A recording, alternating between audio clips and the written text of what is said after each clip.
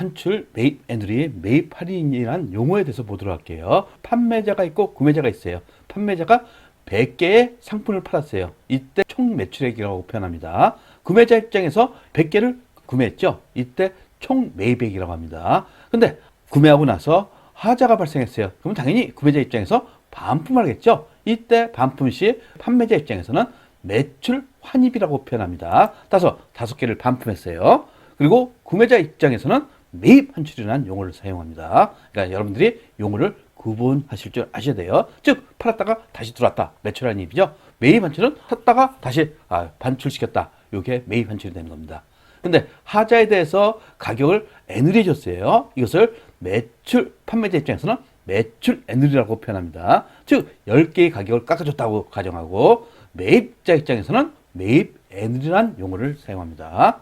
그리고 상품을 외상으로 팠을 적에 1개월 이내에 결제하기로 했어요. 근데 이제 구매자 입장에서 갑자기 돈이 생겨갖고 일주일 이내 대금을 결제해줬어요. 이때 조기 결제한 거죠.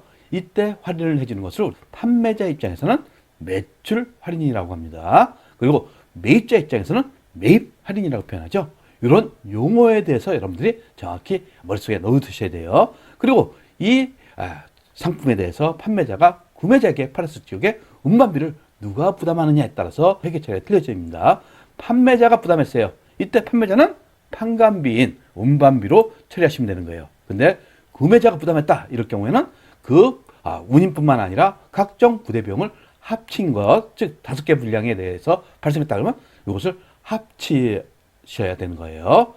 판매자 입장에서는 어떻습니까? 총 매출에서 매출 환입, 매출 애누리, 매출 할인을 차감한 게 순매출액이 되는 거예요. 결국 이게 손익계산서상의 매출액이 되는 거예요. 그래서 이것은 여러분들 시험에서 자주 나옵니다. 총 매출액에서 매출 환입, 매출 애누리, 매출 할인을 차감하면 손익계산서상 순매출액이 된다. 이렇게 보시면 되고, 구매자 입장에서 총 매입액에서 매입 환출 애누리, 그 다음에 매입 할인을 차감하고 그 다음에 각종 부대 비용을 더하면 순매입액이 되는 거죠. 결국 이 순매입액이 재고자산의 취득가액이 된다는 거. 그래서 매입 환출, 매입 애누리, 매입 할인뿐만 아니라 매출 환입, 매출 애누리, 매출 할인에 대한 용어를 정확히 숙지하고 계셔야 됩니다. 그리고 이게 어떻게 돼서 손익계산서상의 매출액과 재고자산의 취득가액을 구성하는지 여러분들이 머릿속에 넣어두셔야겠죠.